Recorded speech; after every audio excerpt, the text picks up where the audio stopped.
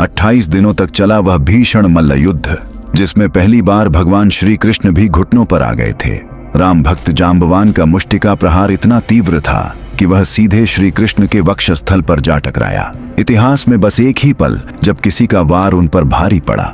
लेकिन यह युद्ध शुरू क्यों हुआ? स्यमंतक मणि को लेकर श्री कृष्ण पर आखिर कौन सा ऐसा कलंक लगा था? स्वर्ग के देवगण भी विस्मित थे श्री कृष्ण की हालत देखकर। त्रेता का चिरंजीवी और द्वापर का भगवान आमने सामने टकराने वाले थे।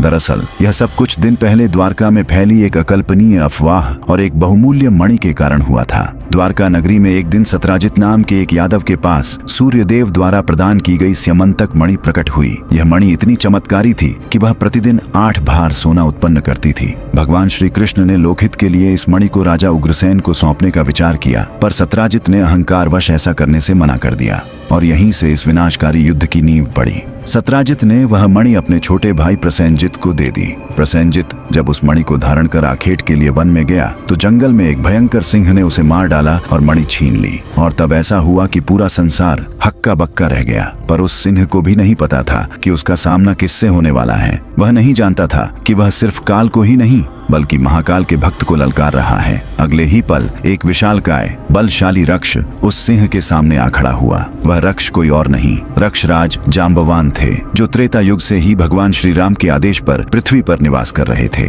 जांबवान ने उस सिंह को क्षण भर में ही मार गिराया और स्यमंतक मणि लेकर अपनी गुफा में चले गए। इधर प्रसेनजित की हत्या के बाद द्वारका में यह विनाशकारी अफवाह फैल गई कि श्री कृष्ण ने ही मणि चुराने के लिए प्रसेनजित का वध किया है। और इसी क्षण भगवान पर घोर कलंक लगा और सभी की निगाहें उन पर टिक गईं। श्री कृष्ण पर लगा यह घोर कलंक, यह सुनते ही श्री कृष्ण ने अपने ऊपर लगे इस कलंक को मिटाने का निश्चय किया। द्वारका के यादवों को यह समझाना अत्यंत आवश्यक था कि वह निर्दोष हैं, और तब श्री कृष्ण ने एक ऐसा कदम उठाया जिसकी कल्पना भी किसी ने नहीं की थी। अतः उन्होंने प्रसेनजित को ढूंढने के बहाने उस भयंकर वन की ओर प्रस्थान किया। वन में उन्हें प्रसेनजित और उसके घोड़े का कंकाल मिला, जिसके पास ही सिंह के पद चिन्ह थे। श्री कृष्ण ने सिंह के पद चिन्हों का पीछा किया और देखा कि एक विशाल रीछ ने उस सिंह को भी मार डाला है। पद चिन्ह अब उस रीछ की अंधेरी गुफा की ओर जा रहे थे। श्री कृष्ण ने बिना किसी भय के उस भयंकर रक्षराज की गुफा में प्रवेश किया। अंदर का दृश्य देखकर वे एक पल के लिए ठिठक गए। एक छोटी बालिका जांबवान की पुत्री स्यमंतक मणि को खिलौने की तरह लेकर खेल रही थी। जैसे ही श्री कृष्ण ने मणि लेने के लिए हाथ बढ़ाया, वहां अचानक एक भयानक गर्जना गूंज उठी और तभी श्री कृष्ण की आंखें एकटक उस ओर देख रही थीं, जहां एक महाबली खड़ा था।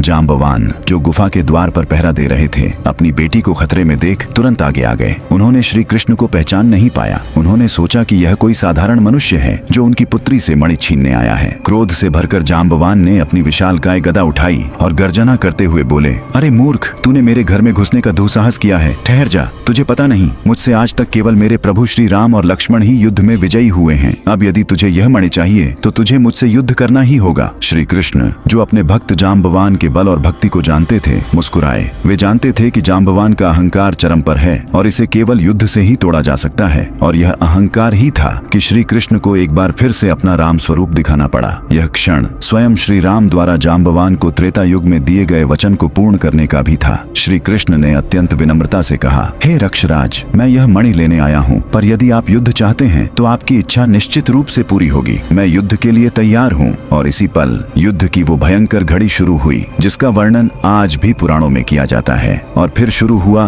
2 महाबलयुक्त अवतारों के बीच वो भीषण युद्ध, जिसका गवाह स्वयं गुफा की दीवारें बनी। पहले दोनों ने एक दूसरे पर पत्थरों, शिलाओं और विशाल वृक्षों को उखाड़कर प्रहार किया। जांबवान ने अकल्पनीय वेग से श्री कृष्ण पर पत्थरों की वर्षा कर दी, पर श्री कृष्ण ने उन्हें अपनी अलौकिक शक्ति से हवा में ही नष्ट कर दिया। इसके बाद दोनों ने अस्त्र शस्त्रों से युद्ध किया। जांबवान ने अपने दैवीय अस्त्रों से श्री कृष्ण पर वार किया, पर श्री कृष्ण के तेज के सामने वे सभी अस्त्र टूटकर बिखर गए जैसे हवा में धूल के कण। और तब जांबवान के मन में यह प्रश्न उठा कि यह कैसा बल है। जब अस्त्र शस्त्रों का कोई प्रभाव नहीं पड़ा तो दोनों ने मल्ल युद्ध शुरू कर दिया। जांबवान अपने पूरे बल से श्री कृष्ण पर मुष्टिकाओं का प्रहार कर रहे थे। उनका शरीर राम के काल का था, जिसे इंद्र का वज्र भी भेद नहीं सकता था। हर प्रहार से भयंकर ध्वनि उत्पन्न होती थी, मानो पहाड़ टूट रहे हों। पर श्री कृष्ण स्वयं भगवान विष्णु के अवतार उनके प्रहारों को अत्यंत सहजता से झेल रहे थे। यह भयंकर युद्ध बिना किसी विश्राम के 27 दिन और रात तक चलता रहा। और तब ऐसा हुआ कि सारे देवता भी अपने सिंहासन से खड़े हो गए। बाहर द्वारका में यादवों को लगा कि श्री कृष्ण को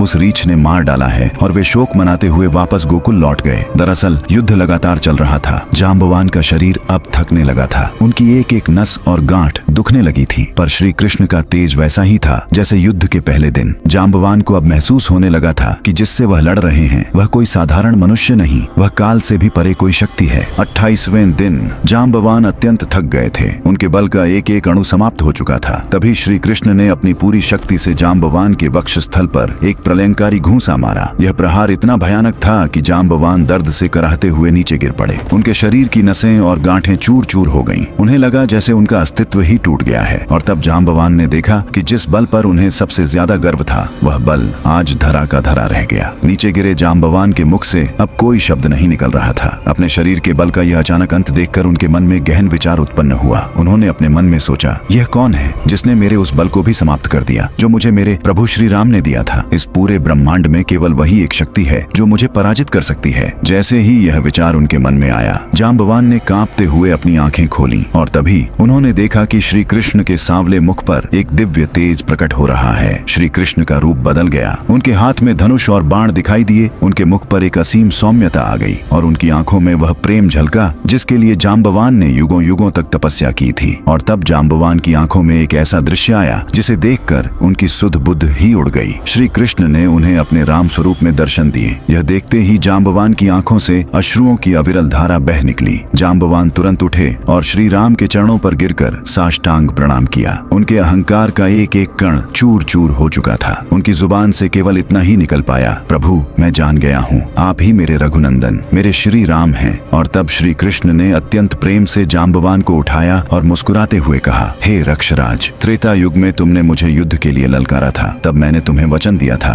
कि मैं द्वापर युग में तुम्हारे साथ युद्ध करके तुम्हारा यह गर्व समाप्त करूंगा। आज मेरा वह वचन पूरा हुआ। जांबवान का हृदय अब अपार प्रेम और भक्ति से भर चुका था। उन्होंने तुरंत अपनी पुत्री जांबवती को बुलाया और उसे श्री कृष्ण के चरणों में समर्पित कर दिया। साथ ही उन्होंने स्यमंतक मणि भी श्री कृष्ण को भेंट कर दी। उन्होंने कहा, प्रभु इस मणि के साथ मैं अपनी पुत्री जांबवती को भी आपके चरणों में अर्पित करता हूँ। आप मेरी पुत्री और मेरे जीवन की यह सबसे बड़ी भेंट स्वीकार करें। श्री कृष्ण ने प्रसन्न होकर जांबवती और मणि दोनों को स्वीकार कर लिया और इस प्रकार भक्त और भगवान के बीच हुए इस 28 दिवसीय महासंग्राम का अंत हुआ। श्री कृष्ण जांबवती और स्यमंतक मणि को लेकर द्वारका लौटे। उन्होंने भरे दरबार में सत्राजित को मणि सौंप दी और अपने ऊपर लगे कलंक को हमेशा के लिए मिटा दिया। पर इसके बाद क्या हुआ? दरअसल सत्राजित को अपनी भूल का एहसास हुआ और उसने अपनी दूसरी पुत्री सत्यभामा का विवाह भी श्री कृष्ण से करने का निर्णय लिया। और इसी मणि और एक कलंक के कारण हुए भीषण युद्ध ने श्री कृष्ण के जीवन में 2 नई महारानियों का आगमन कराया। और यह भी श्री राम की एक ऐसी लीला थी जो अपने आप में एक पूरी कहानी है।